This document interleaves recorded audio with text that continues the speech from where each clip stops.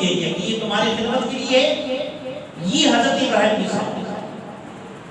تو حضرت ابراہیم علیہ السلام نے حضرت حاجر سے نکاح کیا اور حضرت حاجر کی بطن سے حضرت اسماعیل علیہ السلام پیدا ہوئے. یاد رکھیں حضرت ابراہیم کی دو بیویاں تھی، ایک کا نام حضرت سارہ، دوسرے کا نام حضرت حاجرہ. سارے پہلی بیوی حاجر جو بادشاہ کی، ان کے مرتبہ سے وہ جناب مرتبہ کو دیکھ کر کے انہوں نے خدمت کے لیے دیا.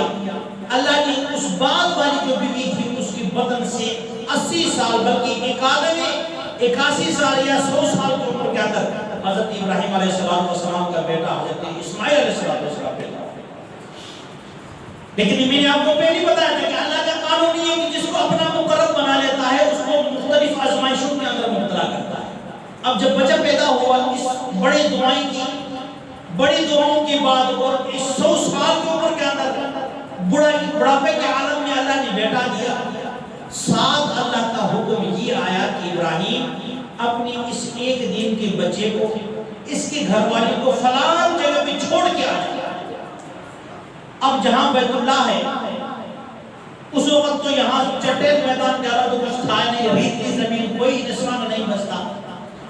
حضرت ابراہیم نے یہ نہیں پوچھا کہ یا اللہ اس وقت تو میرا بچہ بھی پیدا ہوا ہے، اب تو اس بچے کو سب سے زیادہ ضرورت میری ہے، میری گھر والی کو سب سے زیادہ ضرورت میری ہے. یہ نہیں پوچھا. اللہ کے اس حکم پر لبیک کہا، اپنی بچے کو گھر والے کو اپنے ساتھ لے بٹھایا، سیدھا اسی جگہ یہاں نشان نہیں، وہاں جا کے چھوڑا. یہ تسلی نہیں دی گھر والی کو کہ تو ادھر بیٹھ جا، یہ ہو گیا تو پریشان نہیں ہونا. کوئی بات کرنے کی بھی اجازت نہیں، اپنے گھر والے کو تسلی دینے کی بھی اجازت نہیں، کوئی اجازت نہیں. وہاں چھوڑ کے حضرت ابراہیم واپس آئے تو ان کے پاس صرف ایک چھوٹا سا مشکل کے اندر پانی، تھوڑی سی کھجوریں اور 1 2 4 5 دن کی. واپس جب مڑا تو حضرت حاجر بول پڑی، ابراہیم تم جو میرے بچے کو اس جنگل میں چھوڑ کے کہاں جا رہے ہو؟ یہاں کوئی رسول نہیں، یہاں ہمارے مدد کے لیے کوئی نہیں. حضرت ابراہیم نے کوئی جواب نہیں.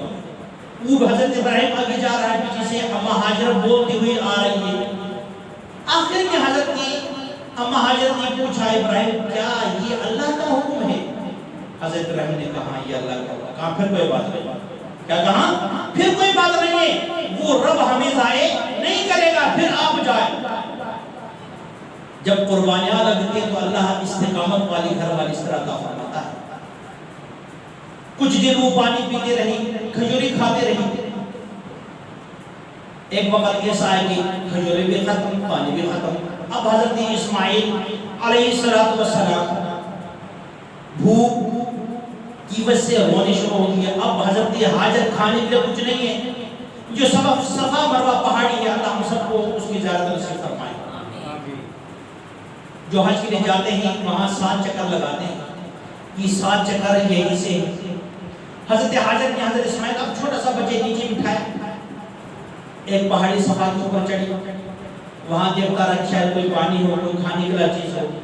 جب وہاں گئے تو بچہ آنکھوں سے اجڑ ہو گیا.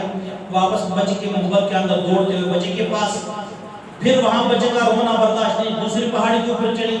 وہاں 7 چکر لگے. 7ویں چکر کے اندر ایک غیب سے آواز آئی کہ حاجرہ تمہاری بات سنی گئی ہے، تمہاری بات سنی گئی ہے. بلکہ بعض علماء فرماتے ہیں کہ حضرت حاجر جب 7ویں چکر لگا کے حضرت اسماعیل کے پاس آئی تو حضرت اسماعیل نے اپنی ایڑی سے زمین پہ مارا تو وہاں سے ایک چشمہ نکل پڑا. تو حضرت اماں حاجر نے اس چشمہ کو دیکھ کر بڑی خوش ہوئی اور اس کی ارد گرد جو مٹی لگا دی تاکہ پانی ضائع نہ ہو. جو مائع زمزم ابھی بھی موجود ہے، پوری دنیا کے اندر لوگ پیتے ہیں. یہ وہی زمزم ہے جو اللہ نے ایک قربانی دینے والوں کی قربانی کی وجہ سے عطا فرماتا قیامت جاری رہے. پوری دنیا میں اس پانی کو پینے پھر بھی ختم نہیں ہو سکتا.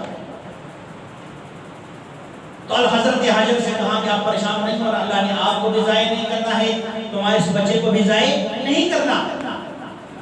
حضرت حاجر وہاں رہی. وہاں بعد میں قوم عمالقہ آئی. حضرت اسماعیل جوان ہوا. اب جوانی سے پہلے ایک اور امتحان آیا.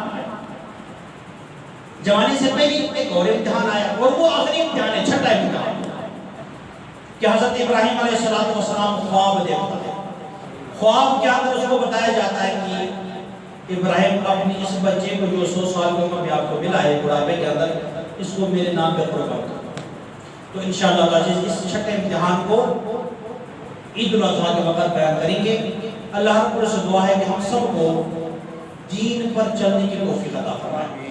اب انشاءاللہ 10 منٹ میں آپ کو قربانی کے بارے میں مسائل آپ کو بتا دوں۔ آپ نے